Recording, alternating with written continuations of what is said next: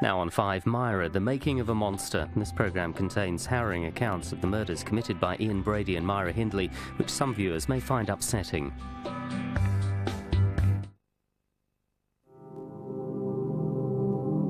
These are the eyes of Myra Hindley, the most hated child murderer in British history. She was intensely controversial. This painting, made from stencils of children's handprints, provoked storms of outrage when it was first shown a few years ago.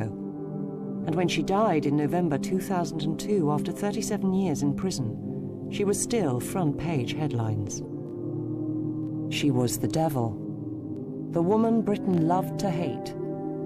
She was so notorious that the name Myra has now fallen into almost total disuse. And even at her cremation, the media were waiting for her.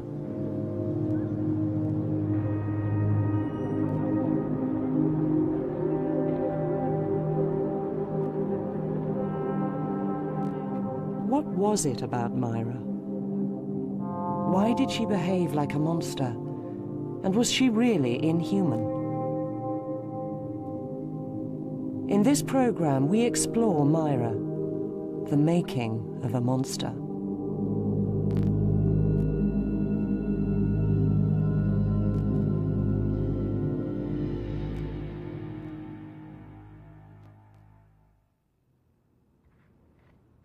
Manchester in the 1960s.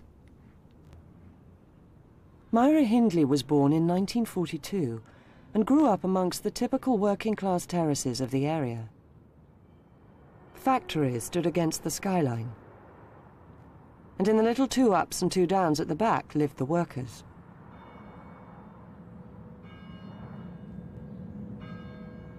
As a teenager, the Catholic Church played an important part in Myra's life. She worshipped regularly here at the monastery of St. Francis, which loomed large in the life of the neighbourhood. She was neither bright nor backward, and went to the local secondary modern high school. There was no suggestion of anything abnormal in her upbringing. There is nothing whatever in Myra Hindley's background that would predict that she would become a serial killer. You know, she's not known to have tortured animals.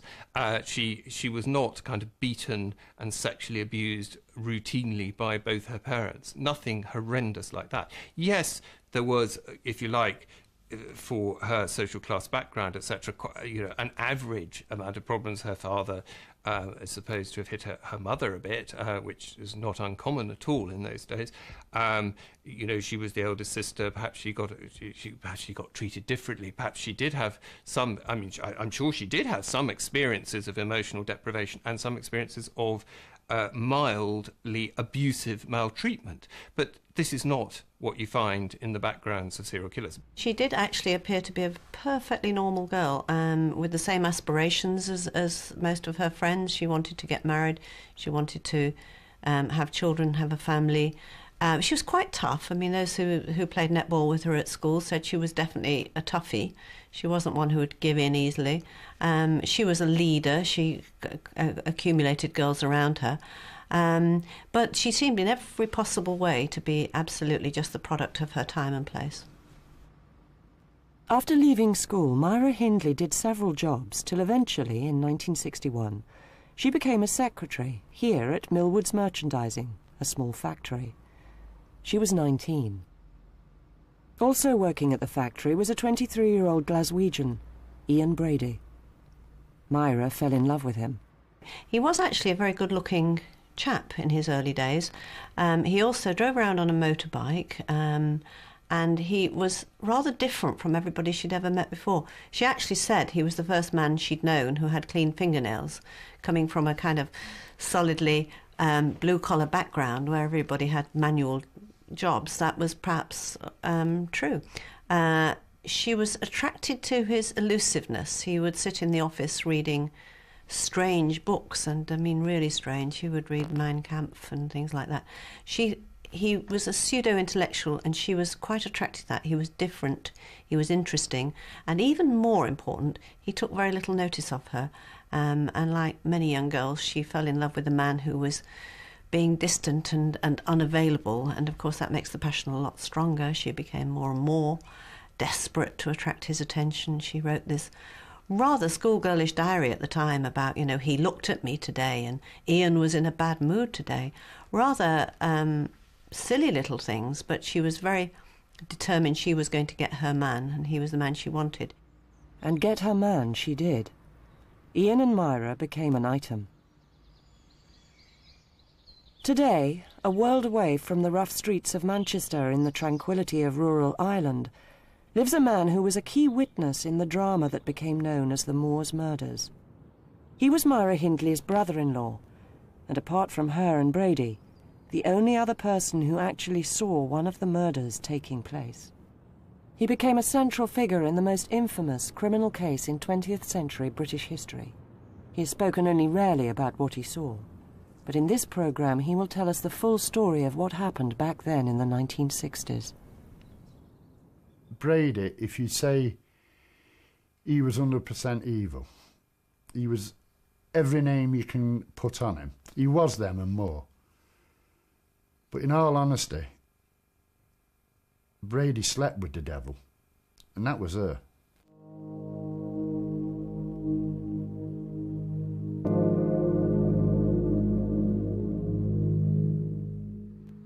David Smith, Myra Hindley's brother-in-law, grew up in the same 1960s Manchester streets as Myra and her family. The streets were innocent. What I mean by that is kids could come home from school. If mum and dad were out at work, it didn't matter. Neighbours were there. They could have a jam sandwich and disappear for a couple of hours. That wouldn't raise concern. That would not be a problem. This was just the way of the streets. They were safe. A nice place to come from and a nice place to be.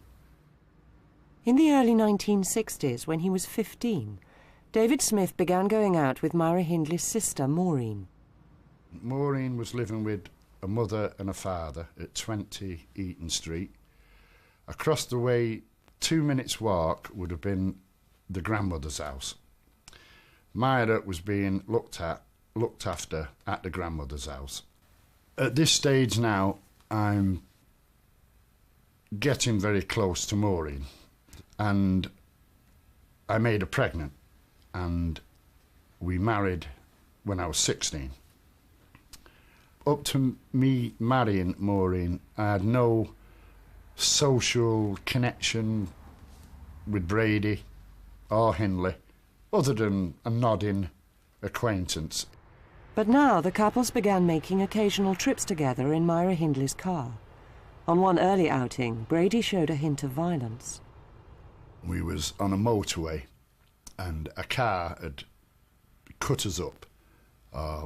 The occupants were lads or what have you, and they were having a laugh. Brady took this totally wrong and just ordered Myra to overtake them, burn them off. So at high speed she did, and he did no more, a few empty wine bottles. He positioned himself at the back of our vehicle and just threw them at the car, aiming for the windscreen. This is the first time he shows any being irrational. David and Maureen suffered a tragedy when their 6-month-old baby died. Myra Hindley's behaviour was further evidence of Brady's influence over her. We showed her into the parlour, and it was an open coffin, and I think that she wasn't prepared for that. So, just for a few seconds, tears appeared in her eyes. That's all. I'm not over-elaborating this. It was seconds. And it had smudged the makeup under her eyes. She wore very dusty Springfield-type makeup under the eyes, very heavy black mascara-type eye makeup. And the watering of her eyes had made the makeup run. She quickly got a grip of herself, and then she was more concerned about if she went outside and Ian would notice that she'd showed emotion. And I've got to emphasise, it's only a few seconds of emotion. But she had to dry her eyes and clean her eyes before she returned back to the car. This is Hattersley, a Manchester housing estate. In 1965, David Smith and Maureen moved here. Myra Hindley, her grandmother and Ian Brady had already moved to this row of houses in Wardlebrook Avenue. It was here Brady revealed more of his violent nature. We started talking of petty crime, a situation of a robbery. Could we do this? Could we do that? And again, it's in a cloud of drink. I'm not excusing it. I'm not excusing anything. But it was all said through a cloud of drink. It's two blokes, very drunk, talking bravado and just waffling. This then changes into a more serious matter, and he produces guns. Now this, to me, at my stage of life now, I can look back and say, that impressed me. That impressed me. The simple fact that these were metal things. I'd never seen a gun before in my life. And all of a sudden there's a 45, there's a 38. These are big guns. And he's producing them and showing them to me. Myra Hindley showed little interest in their talk of crime. Occasionally she'd take part, but not comment very much as regards robberies. More, she would be talking to Maureen about girly talk. The girls would get bored and literally go to bed, go for a lie down, and leave us drinking, listening to big band music, Hitler tapes. A pretty bad atmosphere altogether, to be honest. Matters came to an unexpected head here in Wardlebrook Avenue, one night in October 1965. Myra asked Dave, still only 17, to walk her home to collect some wine. I go in the house. She takes me into the kitchen. To the right is the living room. Straight ahead is the kitchen. It's a very small house. To the left is a set of stairs. That is the entrance hall. Into the kitchen, she opens a drawer and she takes out, I don't know, 5, 6 miniature wine bottles, puts them on the top of the cabinet. Excuse me. Wait here a minute. There's the wine. Then she goes into the living room. A minute passes, maybe 2 minutes, I don't know, a minute or so, very short time. All of a sudden, there's screaming, there's swearing, there's banging around. She screams, "Dave, Dave, help him." I go running into the living room, and Brady's got this lad whacking him and hitting him with an axe. It's very violent. Very, very violent. The lad is on the floor. Brady's still hitting him. I think at the trial he'd received 14 blows. It was very bad. He then strangles him. He's swearing at him. He's calling him. He's cursing him. He's calling him filthy names. And then it's over. It stops.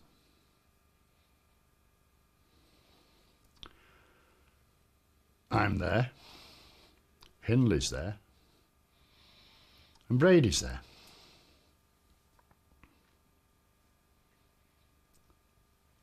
And everything has to be normal. I emphasise this. It has to be normal, or else I don't walk out of that house. Now, what steps are taken after that is purely leading up to me going out of that house. I don't care as long as I get out of that house. We wrapped the body up. We carried the body upstairs. We come downstairs, and the three of us, mostly myself and Hindley, but Brady was part of it as well, cleaned up. He passes me the axe. Feel the weight of that. How did he take that? Feel the weight of that. Hindley sits down. There's a chair next to the fireplace. She says, I saw the blow register in his eyes. He never saw anything. He never knew anything. I saw the blow register in his eyes. It's a normal conversation. I know it sounds unbelievable. It's a normal conversation. If they'd have walked in with chocolate biscuits and tea, I would have stayed and drank tea and ate chocolate biscuits. I would have done anything just to get out of that house. Myra Hindley appeared calm throughout. She would pick bone and hair up off the floor and not have a problem with it. Just drop it in the bag. There was no, oh, would one of you pick that up? I don't want to. No, just straightforward. Just straightforward. After the living room had been cleaned and tidied, Dave was finally able to go home in the small hours of the morning. I was covered in blood.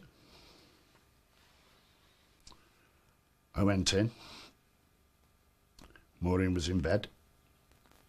I got her out of bed. I went to the bathroom and I absolutely vomited. To the point where I was retching and I was in a bad state, physically in a bad state. I then had to tell her what had happened. I've just seen somebody killed. Doesn't go into any great detail. Don't be looking for detail. There isn't. You just... how do you mean? So I'm showing her my clothes. Look at me. We've got to do something. We decide we're going to the police. David Smith was taken to this nearby police station at Hyde in Manchester. There he told officers his terrifying story. Police went round to 16 Wardlebrook Avenue, where they found and removed the trussed-up body. They then arrested Brady, who was brought here for questioning. Later that morning, local journalist Clive Entwistle was plunged without warning into the biggest story of his career. In 1965, I was a young reporter here in North Manchester, and on October 7th, I received a tip-off from a police contact that there'd been a murder on a council estate called Hattersley, just outside Hyde. I drove up to Hattersley and drove round and found a policeman standing on the doorway of number 16 Wardlebrook Avenue. It was part of this row now of 3, and the house was there at the end. It's since been knocked down. I talked to the policeman and he told me they'd found the body trussed up in polythene in the back bedroom. He told me that a man had been arrested. His girlfriend had been taken with her grandmother to the house at the back, the house you can see between the gap there. I went round, policewoman on the door. I went inside, there were some women in the kitchen, and in the front room was a blonde woman. I asked where was the young lady from the house at number 16, and they pointed to this blonde, and I went and sat down and started to talk to her. First of all, I asked her name, and she told me she was Myra Hindley. If you met Myra anywhere else but under the circumstances I did, if you met her in a pub with Ian, you'd have just thought, attractive, slightly hard-looking blonde, fine, nothing special at all. You wouldn't have really given her a second look. She had a lovely beehive haircut. On that morning, she was obviously very distressed. I didn't know and realise the implications of what she'd done. The murder victim was a 17-year-old boy, Edward Evans. At first, police had no reason to think this was anything other than a routine one-off murder case. But Dave Smith had mentioned something that had happened in the afternoon before the murder. At this stage, I had a few minor, petty things amongst my property. A starter pistol was one. A little bit of a kosh and a few odds and ends. Brady, in the afternoon, asked me to bring this material round to his house. This I did. Me thinking that it was in preparation of a robbery that would have taken place probably within a few days. This is what I'm thinking at the time. He then removes stuff out of his house and takes it away in a suitcase. The police decided to check Manchester's railway stations. Clive Entwistle's father-in-law, a local policeman, was sent to search left luggage offices. My father-in-law rang me at about midnight on the Saturday night, the following Saturday, to say that he'd been asked to go and look for a suitcase belonging to a guy called Ian Brady. He'd no idea why.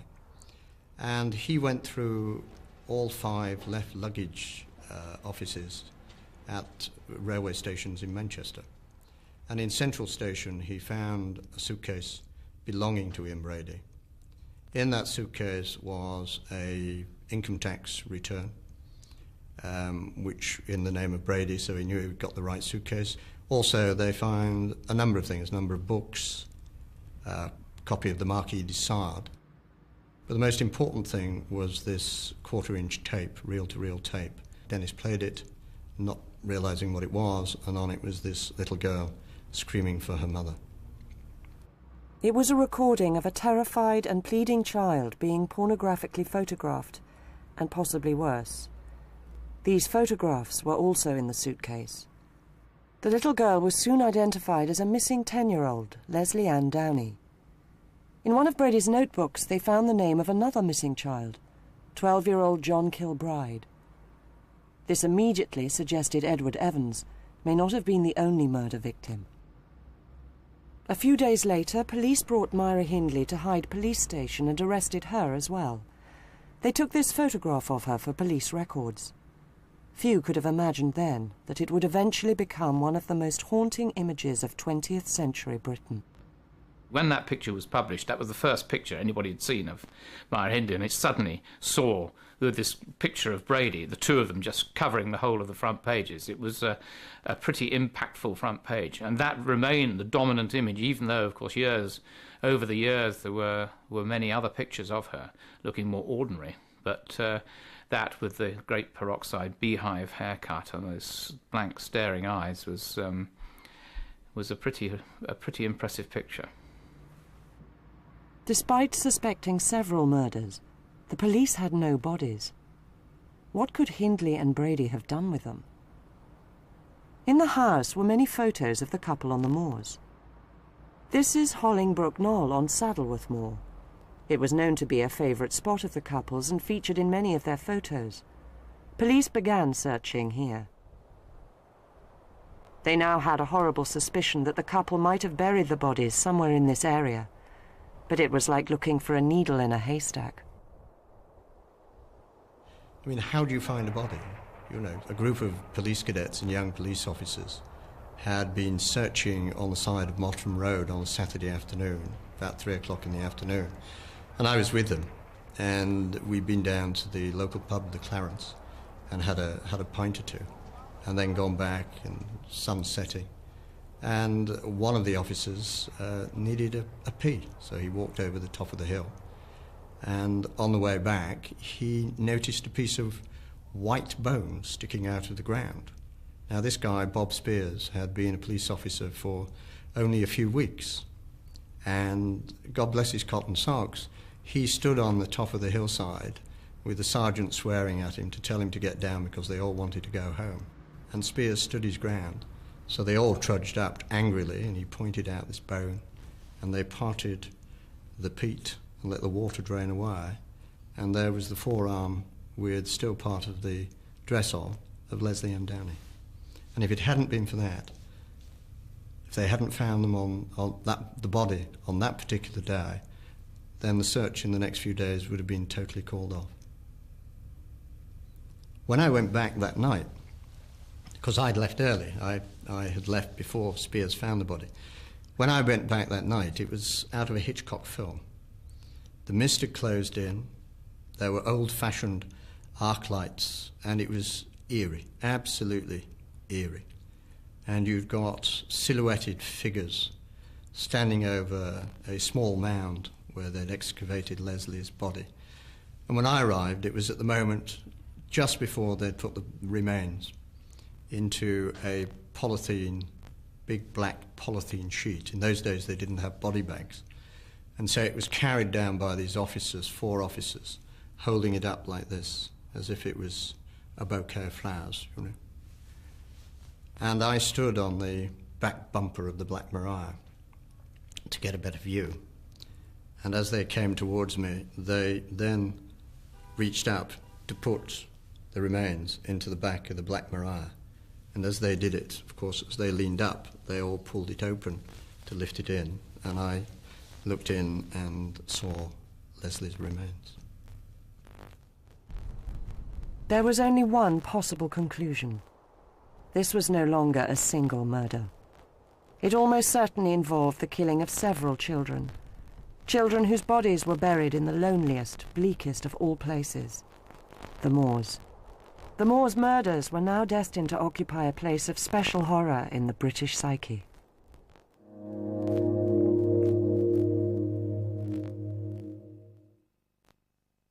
Think about it.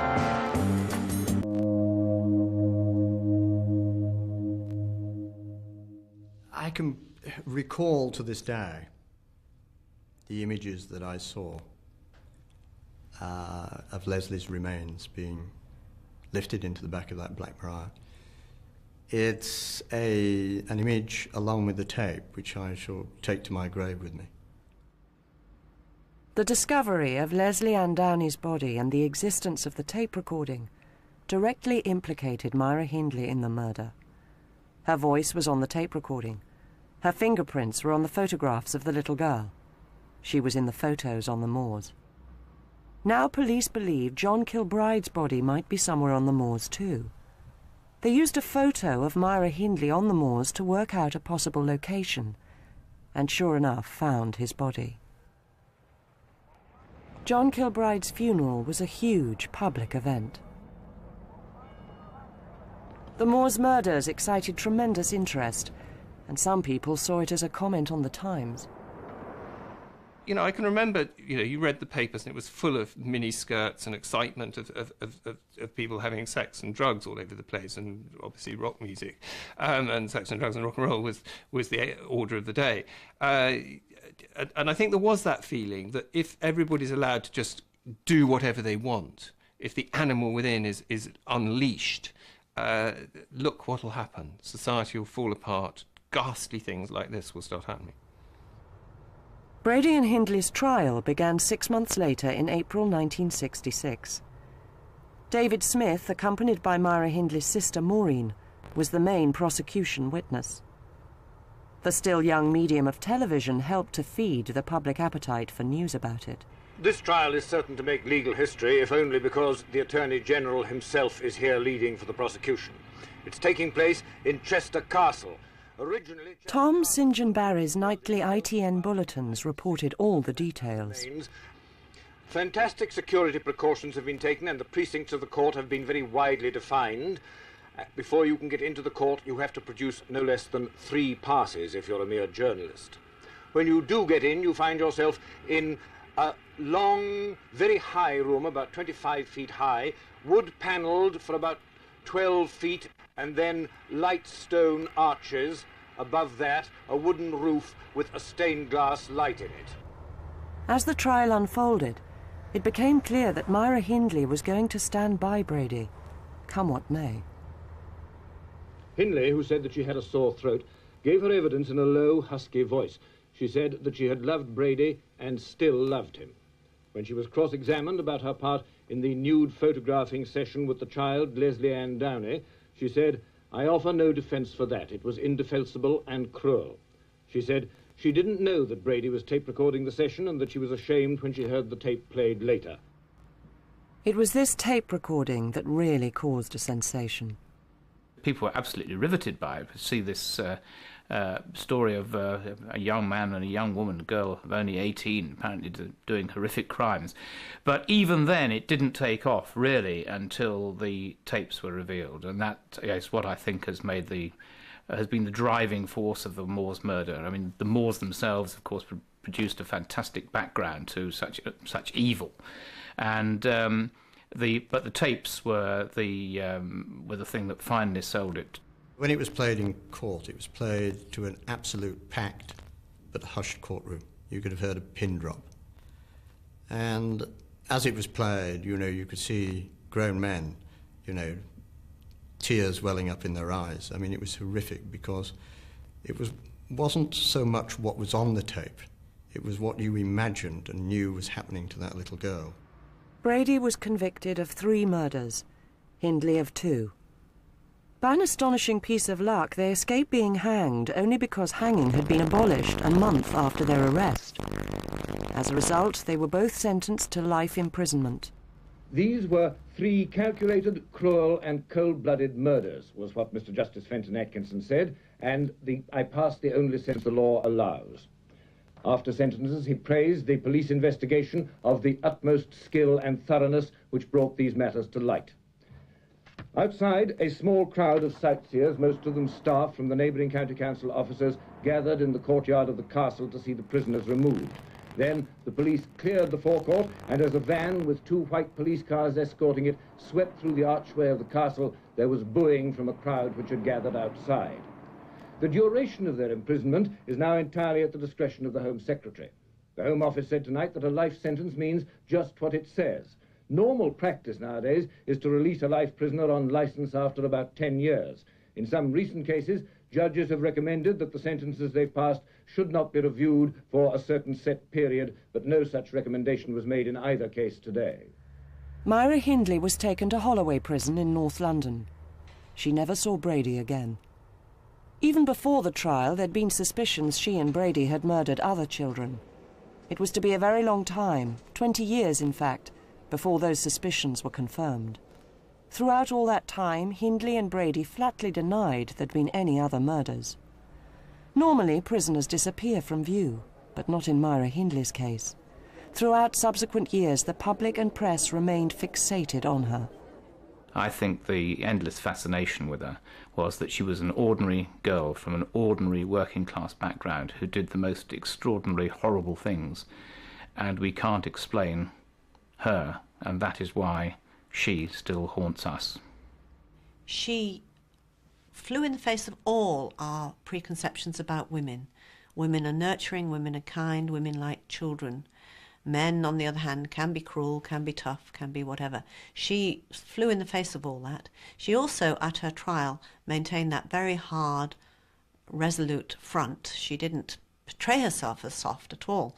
In fact, I've always maintained that if Myra Hindley had played her trial differently, she would probably have been out after about 7 years. I mean, she could have played the part of his acolyte and very much under his thumb, and she could have played a very soft and remorseful role at that trial. But she didn't. She was stony-faced, she was tough, she was hard.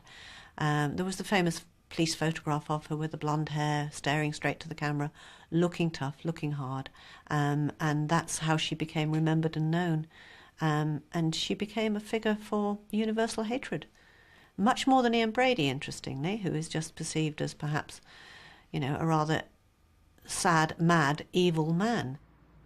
Incessant press interest kept Myra Hindley in the public eye. An early story was the extraordinary case of the governor of Holloway taking her for a walk on Hampstead Heath. Dorothy Wing was the governor of Holloway, And she, like so many people in Myra's life, was seduced by Myra in the sense that she came to believe that Myra was an interesting, intelligent and better person than her crimes would suggest. And she wanted to improve her life. And this happened to the extent that she actually took her out for a walk on Hampstead Heath with her dog. I think it was perfectly innocent on Dorothy Wing's part, but it was a really foolish and foolhardy thing to do with such a celebrity prisoner. Another episode in the Myra Hindley saga was a full-blown escape attempt. This was made doubly lurid by the revelation that Myra Hindley was now having a lesbian relationship with a prison officer who had tried to free her. Pat Cairns was a prison officer. She was a lesbian. She was actually living with another prison officer at the time. She came to work on the wing where Myra was, and she ruffled the feathers of all the girls, and Myra fancied her and fell in love with her straight away. And this became an ongoing love affair. Notes were smuggled between the two. They had secret meetings in the chapel. They had secret little snogging sessions here and there. And eventually a plot was hatched that they would actually spring Myra Hindley from prison.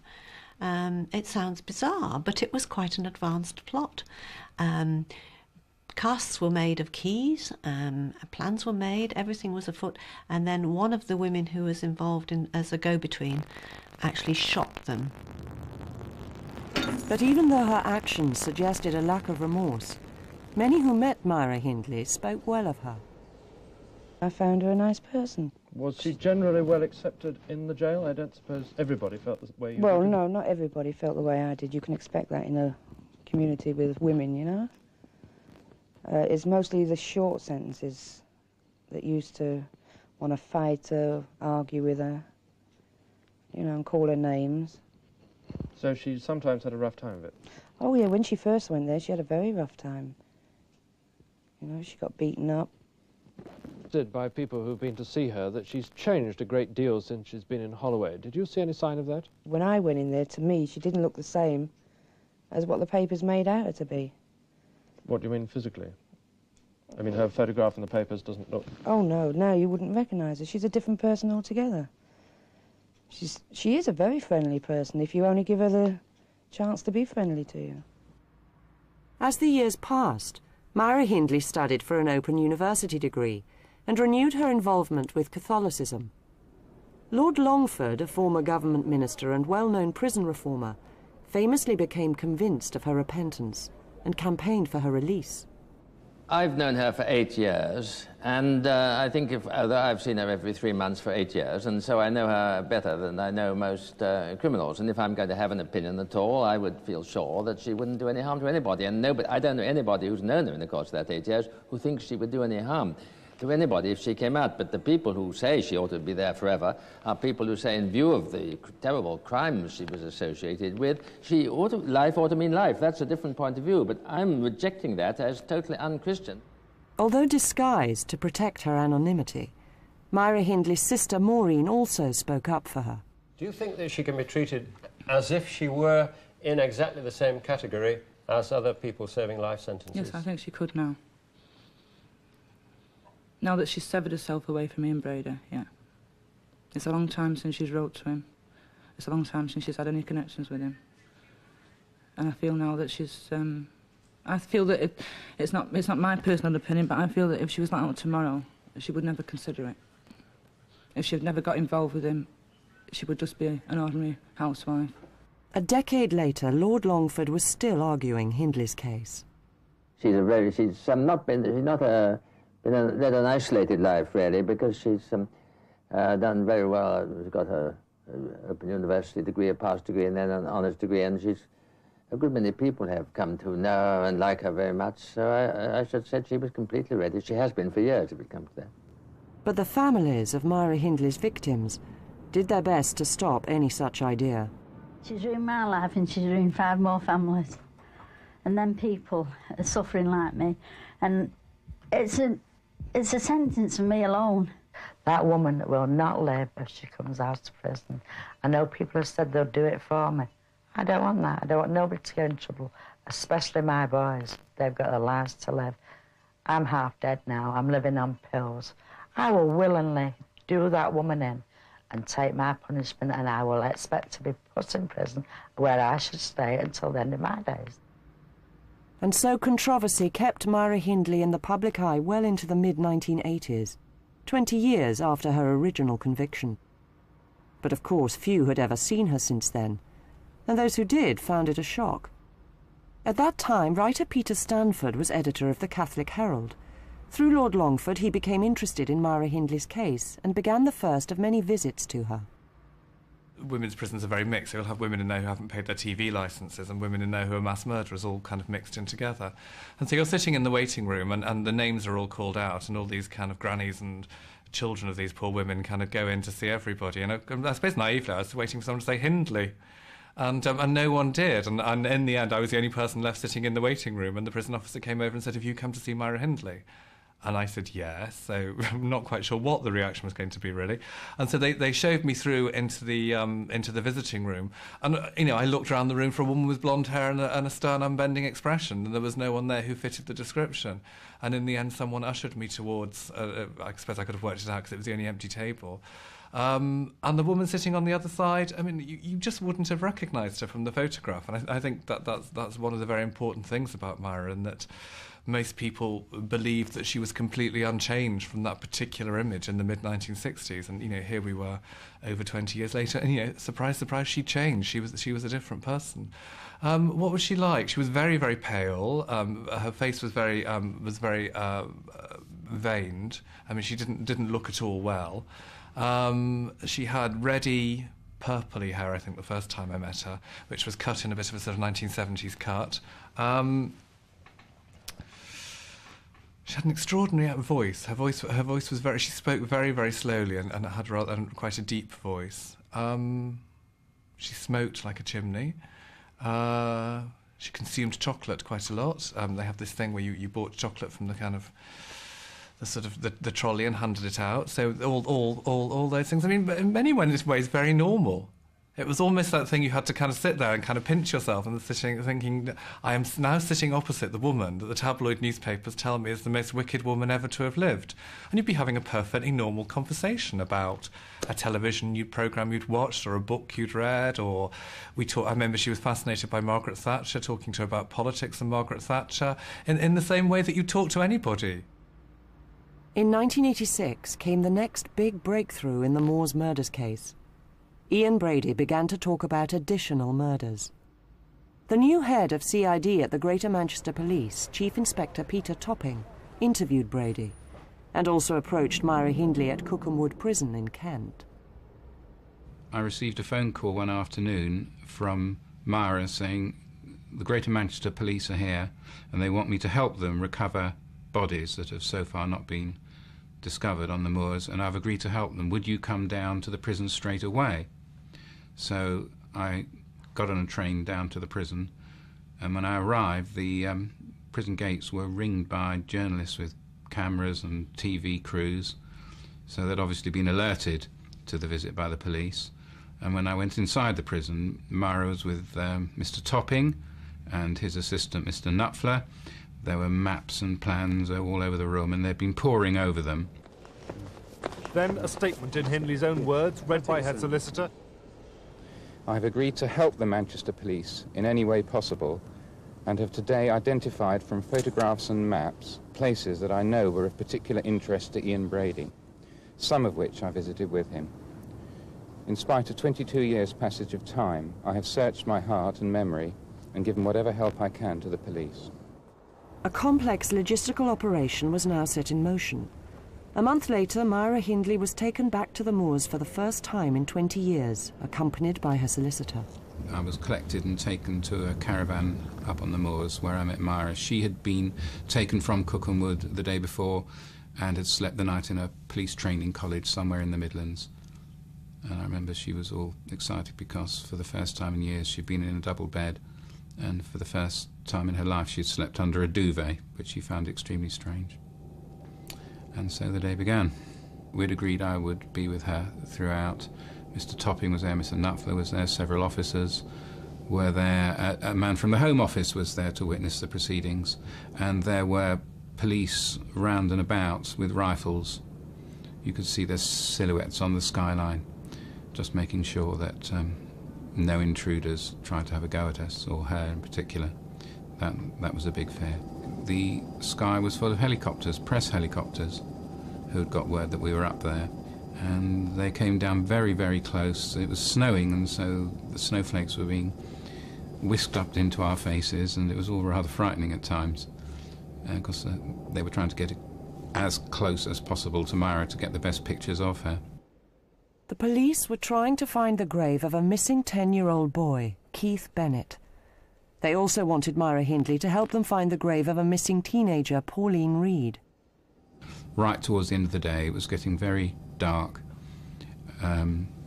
It was close to the grave of the former grave of Leslie Ann Downey, and when we walked close to it, she pointed in the general direction of where she thought Pauline Reed's grave was, and advised Mr. Topping to dig in that direction over there. Some months later, police did find the body in the area Myra Hindley had indicated. A quarter of a century after they found the body of 10-year-old Leslie Ann Downey near this bleak spot on Saddleworth Moor, police found a third apparent victim of the Moor's murderers. Pauline Reed's funeral was a reminder of the events and places that had figured prominently in the news 20 years before. Mrs. Joan Reed, who left hospital for the day to attend the funeral, led the mourners with her husband Amos. For 24 painful years they've waited for this day, when they could at last give their daughter the dignity of a Christian burial. As the cortege made its way through the Gorton area of Manchester, neighbours stood silently in memory of Pauline. Among the mourners today was Detective Chief Superintendent Peter Topping, seen here with the father of John Kilbride, another Moors victim. Myra Hindley had known Pauline, and they had both worshipped here at St. Francis. By a sad irony, it was from here that Pauline was now committed for burial. At the graveside, the mother of Leslie Ann Downey, yet another child murdered on the moors. More than 2 decades after her death, Pauline Reed's family were at last able to lay their daughter to rest. The closing chapter of her tragic life had finally been written.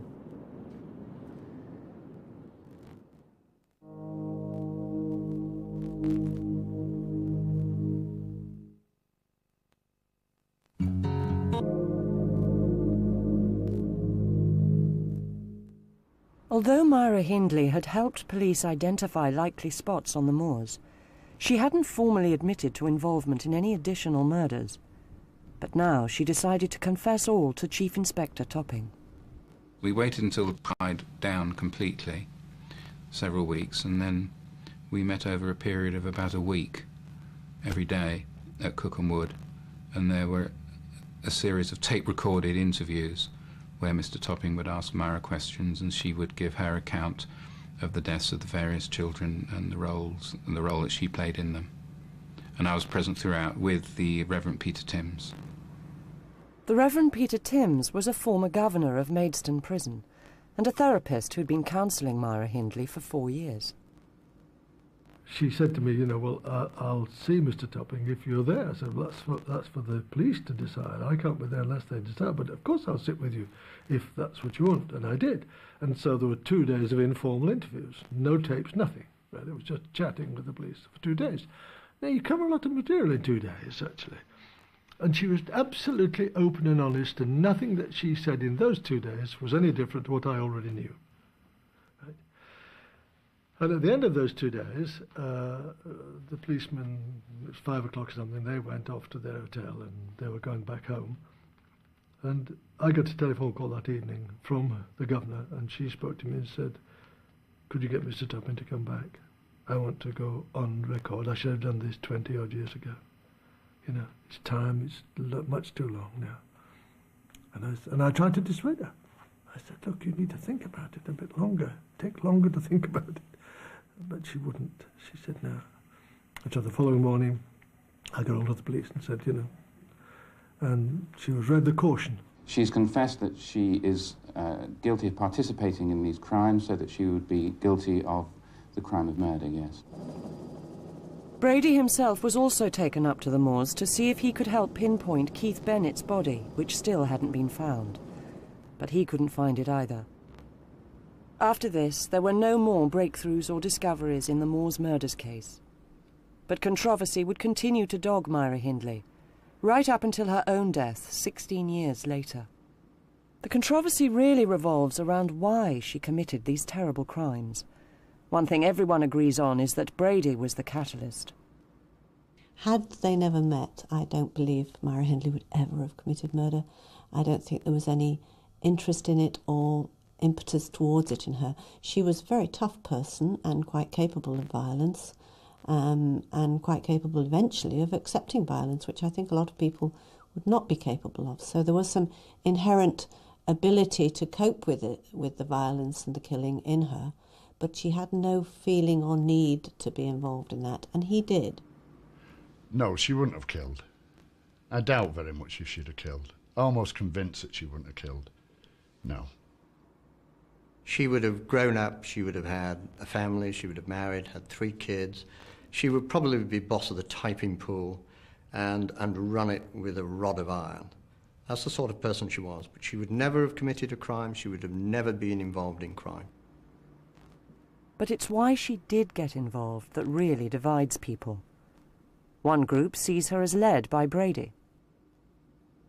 The reason she got involved was because she met Brady, she fell in love with him, and when you fall in love with someone, as we all know, it's the same for all of us, if you do fall in love, your barriers break down. Your sense of who you are and who the other person is become terribly muddled up. There's a period during the in-love bit of the relationship when the other person can do nothing wrong. Where you long to be in their company at all times. Basically, you lose the plot when you fall in love with someone.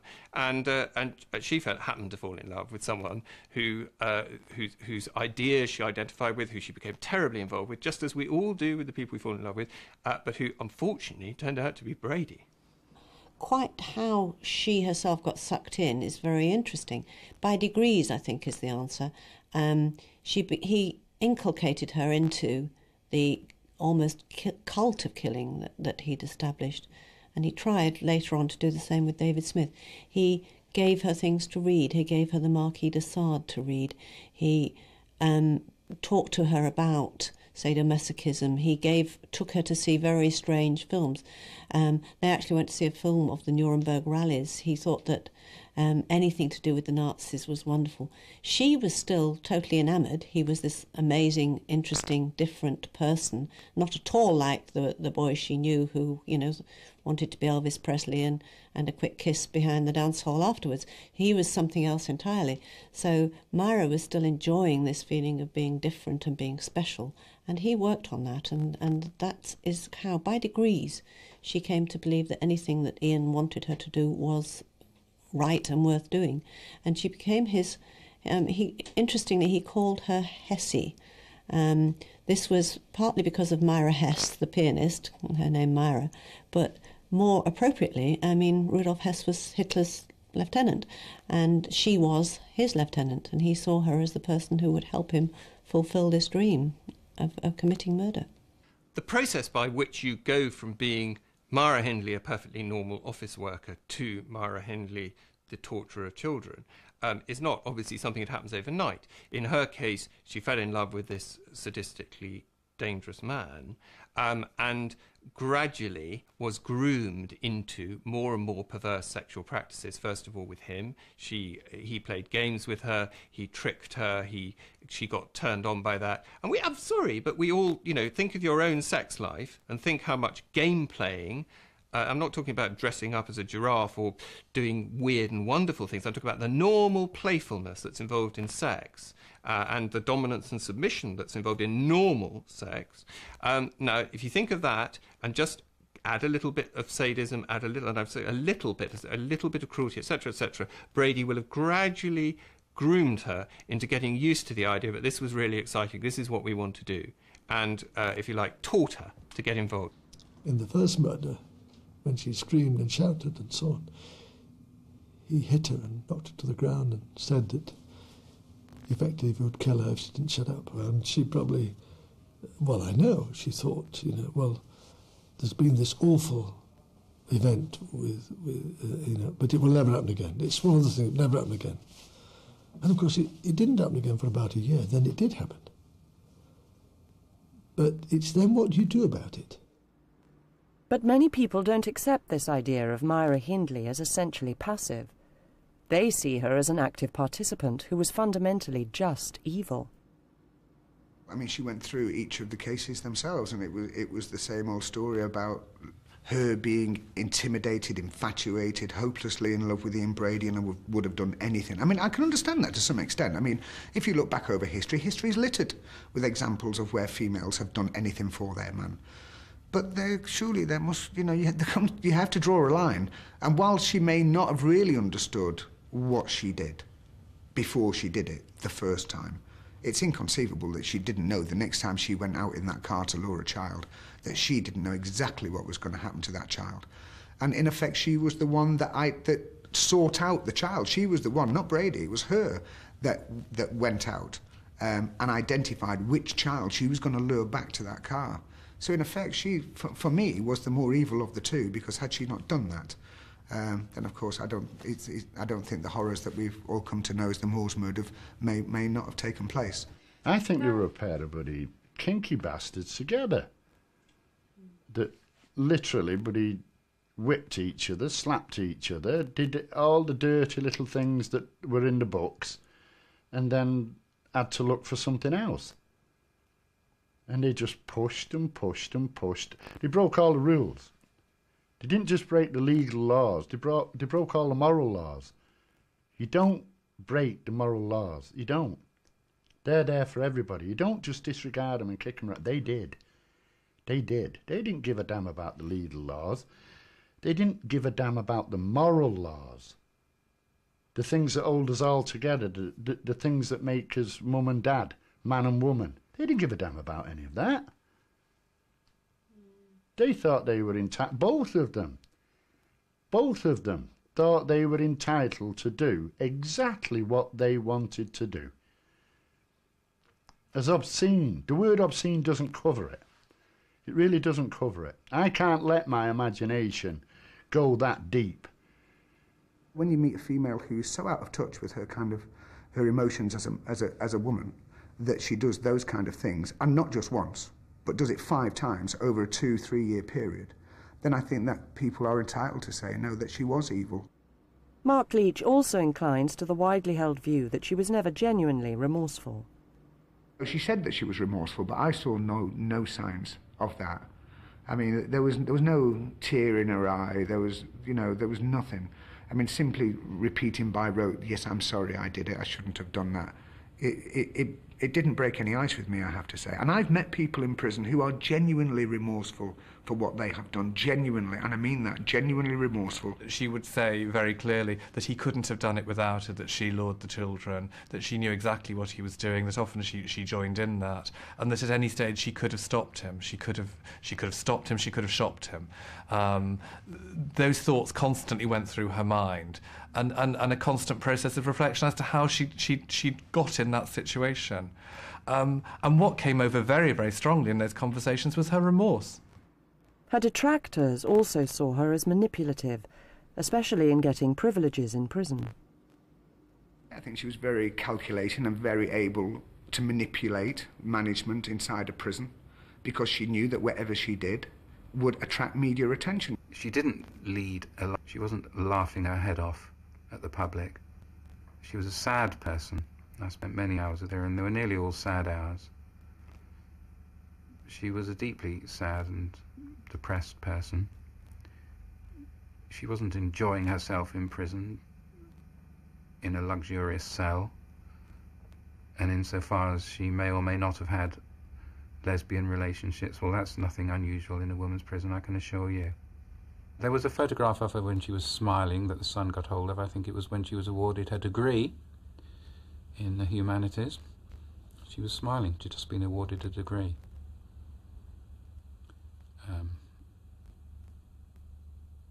She shouldn't have smiled for the camera ever, but because the public got the impression that she believed her crimes were funny. Well, she didn't. Nobody did. She was concerned for those who were close to her, as any normal person is, particularly her mother. That was her greatest concern, how her mother would react to anything that happened. After that, her close friends. She appeared to me, apart from her reputation and her history, to be a normal person, not an evil genius. Perhaps I knew her better than the editors and journalists in some of the tabloid newspapers. I did know her better. Longford, bless him, used to say, well, how do they know? They don't know her. Well, he was right about that. But Myra Hindley and what she represented never lost the power to cause outrage. As recently as 1997, this painting, made up from stencils of children's handprints, was physically attacked and provoked public protests when it was featured in a high-profile exhibition. This work was actually painted in 1995. Charles Saatchi bought it and showed it in his North London galleries. But it was when, in 1997, it was included in an exhibition called Sensation, which was Saatchi's collection of British art in the 90s up to that point, at the Royal Academy of Arts, no less. Suddenly, all hell was let loose, because the tabloids had been sniffing around for a kind of shock story surrounding British art. So we'd had the sharks, the elephant dung, and so on. This was there, and because it was an image of an horrendous serial killer, it gave a kind of moral dimension to their anger and their ire. And so, having interviewed the parents of some of Hindley and Brady's victims, who quite understandably were very disturbed by the fact that the image of Hindley was getting more publicity, there was a kind of public sense of outrage. £7 to go into that exhibition is blood money. If you have any compassion for a mother who spent 33 years looking for the body of her child, do not pay your £7 to go and see this disgusting thing that they are calling art. It is not art, it is glorifying murder. The point of art is to be controversial and to make people think differently. But I mean, I've got my reservations about that particular piece. I think it's sick how they can just make someone famous after killing people and put her picture up in a gallery when she's killed so many, like these children. But some feel the painting, now in London's Saatchi Gallery, provides fresh insight into Myra Hindley's crimes. It's a gigantic image. It's about 15 feet tall. So when you stand in front of it, it actually overwhelms you. It becomes larger than life, or perhaps larger than death in this case. And normally when you see the image of Myra, from which this is based, it's about this big, and it's on the front cover of a newspaper. And you study that image of Myra Hindley and try and make sense of why that face, why that woman could do what she did. How is that possible? And you end up staring into the eyes, which seem absolutely empty. But in the end, what you see are these little tiny pixelated dots, because that's how newspaper images are made. When you stand in front of this, you realise that the dots have been replaced by the stenciled hands of children. And that's very interesting on a number of levels, because it's as if Marcus Harvey, the painter, is letting children reclaim the image of a woman who's responsible for killing 5 of them, torturing 5 of them. But also, it reminds us that we can never look at Hindley's face without that veil of depravity in front of it as to what she's done. And David Smith also finds the famous image of Myra Hindley eternally chilling. I've always had this feeling. The photograph of Hindley, to me, that is Myra Hindley. That is the real Hindley. Not some photograph taken inside a prison, surrounded with cuddly toys and smiling sweetly into a camera. That is not the real Myra Hindley. That photo, the police photograph that was taken on her arrest, that is the real Myra Hindley. You look at this photograph of Hindley, you see the hard case of Hindley. You see the hard jawline. You see the haircut. You don't see arrogance. You don't see fear. She's not frightened. But look at the eyes. Look right into them eyes on that photograph. The bottomless, the empty. There's not a spark in them eyes. And that's what makes that photograph for me the Myra Hindley that I know.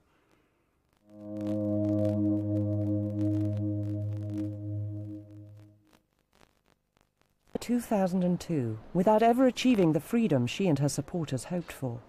On the issue of whether she should ever have been released, as with so many other issues, she still has the power to divide opinion. Life sentence is a justifiable sentence, life for life. You can say it's been many years, but she did commit the crimes. Yes, I think the life sentence was right in that situation, yeah. Unfortunately, I do. I don't know whether that's just because I'm a mother and find the crime so heinous, or whether I think that a life sentence should be a life sentence. She should have had the same opportunity as other prisoners get parole. Just to say that, well, she committed these crimes and therefore she's going to stay evil the rest of her life is a bit kind of narrow-minded, I think. You know, she's obviously had a hell of a long time to think about what she's done. She wasn't a threat to anybody beyond a certain point, I think, and I think that she should have been released maybe under supervision. I mean, isn't the whole sort of justice thing about trying to rehabilitate people? I think she should never have been released. I think she should have been kept in prison for life. She killed children. She killed many children. A life for a life, you know. She shouldn't have killed, simple as that. Our abiding interest in Myra Hindley is perhaps understandable. We are, and always have been, fascinated by acts of extreme evil. Yet the continuing media portrayal of her as a demon, inhuman and utterly different from ourselves, may conceal an uncomfortable truth. A lot of people will look at Hindley and they'll say, look, she had responsibility for this. Her brother-in-law witnessed one of the murders and immediately went and phoned the police. Why in God's name didn't she? If there wasn't something fundamentally flawed about her, why didn't she do what her normal brother-in-law did? And of course, there's a very, very simple answer to that. Think of Nazi Germany in 1933, 1934, 1935. As people gradually got sucked into the Nazi fantasy, they gradually found themselves perfectly normal people, completely mentally healthy people who had perfectly good early childhoods or perfectly good genes and had nothing spiritually wrong with them whatsoever, no evil within them, found themselves murdering Jews. 6 million of them. I think, you know, as a society, we needed to see her as a very abnormal, vicious, hard woman. She clearly wasn't that. She really wasn't. She was an intelligent, interesting, somewhat manipulative, somewhat tough, but nonetheless no tougher than, you know, any woman who's running an office anywhere in this country. We needed to see her as different because there is a fear in all of us that perhaps we are capable of great evil given the situation. Even after her death, Myra Hindley's actions continue to blight lives. David Smith and others are still affected by what she did. Dave Smith became a pariah after Myra Hindley and Ian Brady were arrested, and the evidence began to come out at the committal about what they'd actually done. People believed that he couldn't be innocent, that there was no way he was not implicated in the murder of Edward Evans, and subsequently, as a result, that he must have been involved in the abduction and murder of children. He went through an appalling time. He didn't go out. If he did go out, he was beaten up, he was attacked, he was spat at, he couldn't get a job. He had an appalling time, and in fact, you know, fled the area for a long time, but still, people pursued him. As soon as people knew who he was, they went for him because they believed he was as guilty as Myra Hindley and Ian Brady, and he wasn't. Dave Smith was actually a very brave, along with his wife Maureen, very brave and public-spirited person. To term me as a victim of a Moore's murder case victim is wrong. No, that's the parents. They're the victims. Them I bleed for. I'm a survivor. I survived it. I am not a victim of it. I got through it. Lots of the parents, they're frozen in time. Their memories stopped in the 60s. They still see their missing children the same size. They never grew. They never got older. They never change. They're the victims. Winnie Johnson is the mother of Keith Bennett, whose body has never been found. I don't like the idea of being him up there. I want him on where I can bury him myself and go to his grave. I mean, it's a long way to go to the most. They even asked me to have a memorial put up there to show people that he's up there. I said, you don't need a memorial. I said, people know that he is up there. And I said, putting a memorial up there is just a waste of time. I said, because for one thing, you don't know where he's murdered. They said, well, we'd put it on the edge of the road so the people could. I said, that's no good to me. And then I started taking flowers up each Christmas, Easter, his birthday, his anniversary, and I've done it from there on in. And it's cost me loads of money, but I appreciate it. And when I go up there, I've got an awful feeling of being happy. I don't know why.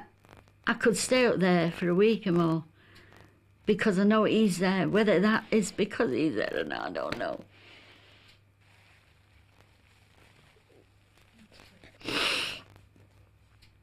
I feel happy when I'm up there. I feel on top of the world. I only wish I could get him back.